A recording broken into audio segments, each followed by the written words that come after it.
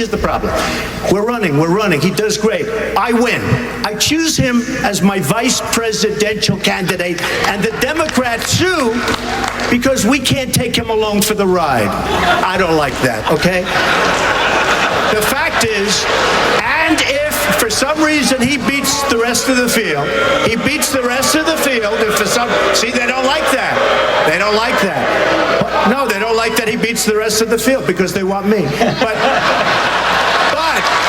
if for some reason, Neil, he beats the rest of the field, I already know the Democrats are going to be bringing a suit. You have a big lawsuit over your head while you're running, and if you become the nominee, who the hell knows if you can even serve in office?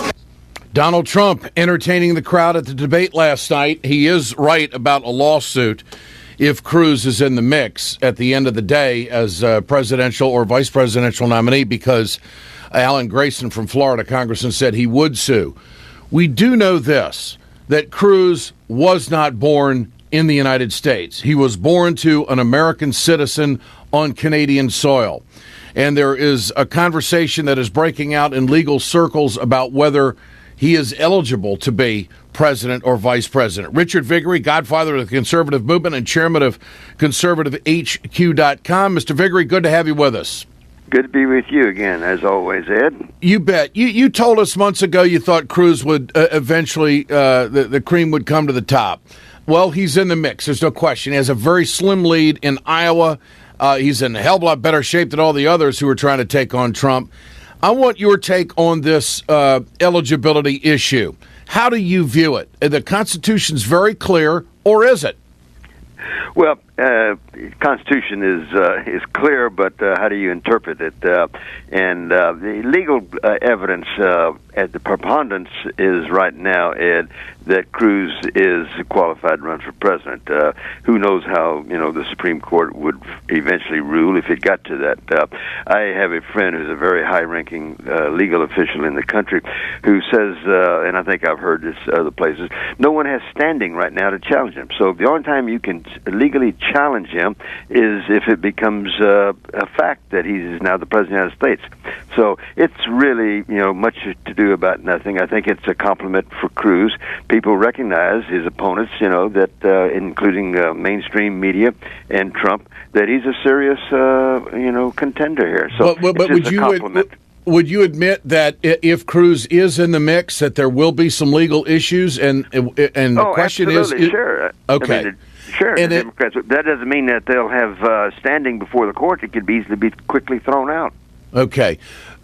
Trump is talking about go to a court right now and get a declaration on this. What do you think of that? Well, that's a compliment again on how serious Trump is worried about Cruz. It's an idiotic thing to propose, and it's nothing about anything serious. So anyway, it's a distraction on the part of Trump. It's not going anywhere. All right, Trump did say this about it. So why now? Why are you raising this issue now? Because now he's doing a little bit better. No, I didn't care before. It's true. No, it's true. Hey, look, he never had a chance. Now he's doing better. He's got probably a 4 or 5% chance. I guess I respect that answer, because why pay attention to somebody that's not going to do anything? If somebody's going to do something and somebody's polling well and doing well, then obviously the scrutiny becomes a little tighter and a little bit more focused. Okay, who is this guy? So I understand what Trump is saying there. Mr. Viguerie, what about Donald Trump? There's a lot of folks that believe that he is the inevitable. Your thoughts? He's certainly not inevitable. I think I've said it a number of times on your show here, Ed.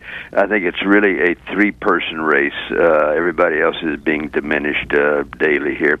It's Trump, Cruz, and Rubio. No one else has really got a serious chance here. And I think it really is a contest between Trump and Cruz.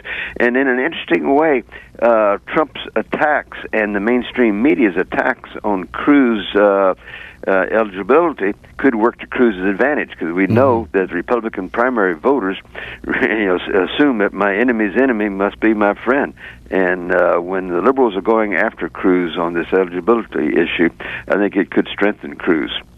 Well, now you got Hillary Clinton and Bernie Sanders in a scrap over health care. What do you got? That's got to be entertaining for you conservatives. Well, it is, but I don't think we're paying much attention to it now. We've got our hands full right now with our own issues here. All right. But, let's go back to Cruz for a moment. What about this loan? That $1 million loan that he was asked about last night, and he spun it off on the New York Times. How do you feel about that? Is he in trouble here? Does he have to answer this in more detail? Well, I think he has answered it. He said he filed 2 reports, both of them public, and one report had the loan on it, and the other report was left off. So he wasn't hiding anything. He filed 2 reports. One had it listed, the other didn't. So I think it's a non-issue. All right. If we go back and look at past Iowa caucuses, the conservatives have done very well. I think we can make the case that Rick Santorum's a pretty strong conservative. We can make the case that Huckabee is also pretty conservative. They've both won Iowa and then didn't go anywhere. Yeah. Is Cruz following that path? I mean, if you look at rural Iowa and the way it votes when they come out, the evangelicals do swing it. So Cruz has got, I think, a great shot of winning it, but where does he go after that? And what do you think would happen if he did win Iowa? Big difference, Ed, between Huckabee, Santorum, and Cruz here in terms of Iowa, because both Huckabee and Santorum threw everything they had into Iowa, almost to the exclusion of everything else. Everybody, Republicans, Democrats, conservative, liberals, mainstream media, acknowledge that Cruz has the best campaign this year of all of the candidates. Got the best ground game not only in Iowa, but in South Carolina, in Nevada, in this state and that state. So he's running a 50-state campaign, unlike Santorum or Huckabee's. Big difference. He's doing a better job than Trump? Oh, absolutely. In terms of a ground game, absolutely. I think everybody acknowledges that. Cruz is really organized. He's raised more hard dollars than any other Republican candidate. He has more individual donors to his campaign than any other candidate out there. He's highly organized. He's running a 50-state campaign. When it gets to the southern states, March 1st, everybody acknowledges he's going to be in really strong shape there. Unlike Santorum, who I supported in 2012, a good friend, but he wasn't prepared to move beyond Iowa, and it was playing catch-up all the time.